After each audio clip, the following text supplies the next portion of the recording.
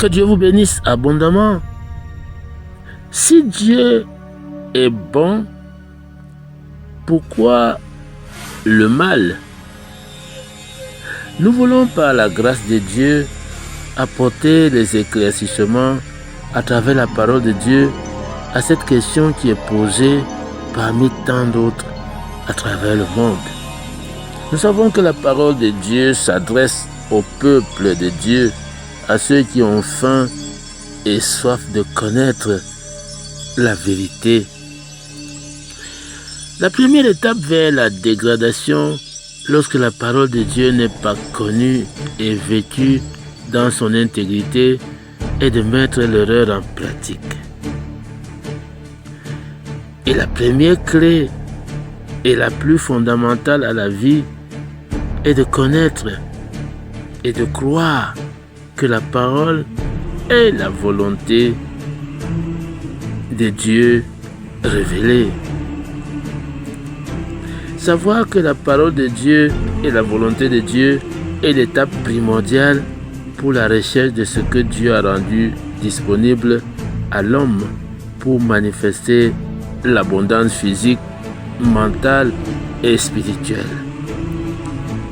L'homme a chuté parce qu'il a été séduit par Satan, qui est appelé le diable.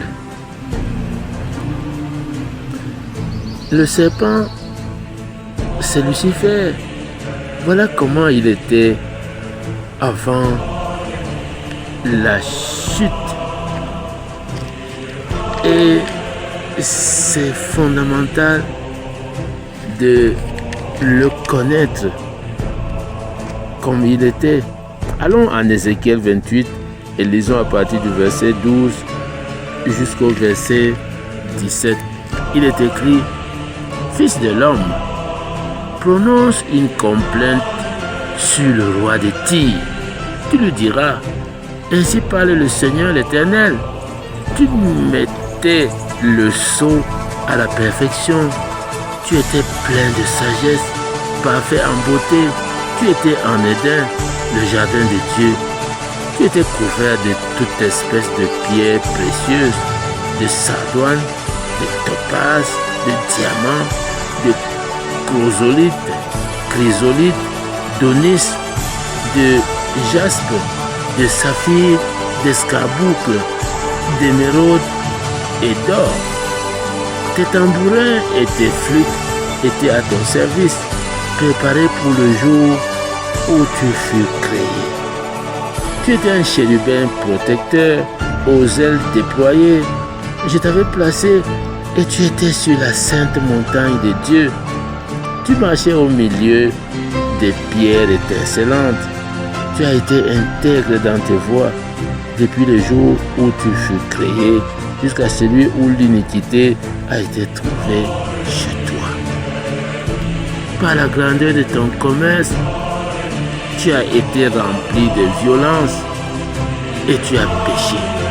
Je te précipite de la montagne de Dieu et je te fais disparaître, chérubin protecteur du milieu des pierres étincelantes.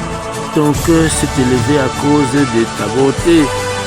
Tu as corrompu ta sagesse par ton éclat. Je te jette par terre. Je te livre en spectacle au roi. Allons en Ésaïe 14 et lisons à partir du verset 12 jusqu'au verset 15. Il est écrit: te voilà tombé du ciel, astre brillant, fils de l'aurore. Tu es abattu à terre, toi le vainqueur des nations. Tu disais en ton cœur: je monterai au ciel, j'élèverai mon trône au-dessus des étoiles de Dieu. Je m'assirai sur la montagne de l'assemblée, à l'extrémité du septentrion. Je monterai sur le sommet des nues, je serai semblable au Très-Haut. Mais tu as été précipité dans le séjour des morts, dans les profondeurs de la fosse. Voilà comment Lucifer est devenu Satan, le diable. Il ne vient que pour dérober, égorgés et détruits. Mais Dieu a mis en place le plan de rédemption pour racheter l'homme de son état de déchéance à travers les accomplissements de son Fils Jésus-Christ. Ce plan fonctionne lorsque nous répondons à son appel. Sommes-nous prêts à le faire? Allons en Proverbe 1 et lisons les versets 24 à 33.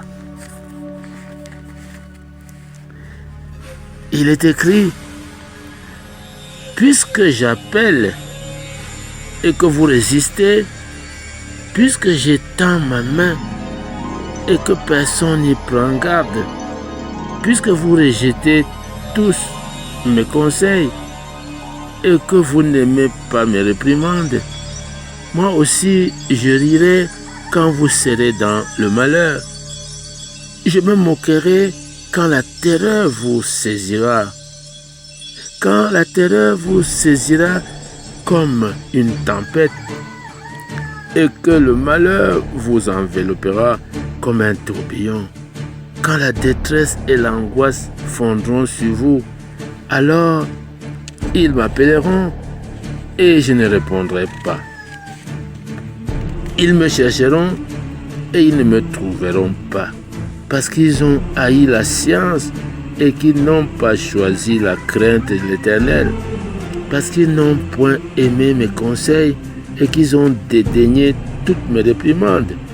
Ils se nourriront du fruit de leur voix et ils se rassasieront de leurs propres conseils, car la résistance des stupides les tue et la sécurité des insensés les paie. Mais celui qui m'écoute repose avec assurance, il vivra tranquille et sans craindre aucun mal. Voilà l'appel de Dieu depuis la déchéance de l'homme. Allons en Jérémie 2, s'il vous plaît, et lisons le verset 13. Il est écrit: car mon peuple a commis un double péché. Ils m'ont abandonné, moi qui suis une source d'eau vive, pour se creuser des citernes, et des citernes crevassées qui ne retiennent pas l'eau. À qui Dieu s'adresse-t-il? Il dit: mon peuple. Il ne parle pas aux gens qui sont en dehors de son bercail, mais à ceux qui en font partie quand il dit: mon peuple a commis un double péché. Premièrement, ils m'ont abandonné, moi qui suis quoi? Une source d'eau vive. Vous savez, Dieu est une source, contrairement aux citernes qui sont humaines. Une source a une provision d'eau intarissable. Lorsque l'homme abandonne Dieu qui est une source, il se creuse une citerne qui est de main d'homme et ne contient qu'une quantité limitée. Si la citerne a une capacité limitée, 50 000 barils par exemple, on ne pourra jamais en tirer plus. Ainsi, quand les gens abandonnent Dieu, la source d'eau vive, ils se creusent non pas des sources, mais des citernes. Comment? Crevassées. En outre, ces citernes sont des citernes crevassées qui perdent toujours leur contenu limité. Vous comprenez? Voilà.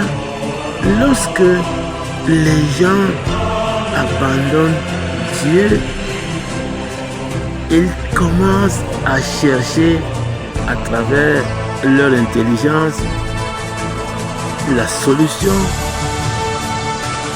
Et c'est là la naissance de la religion. Et nous allons en parler plus tard.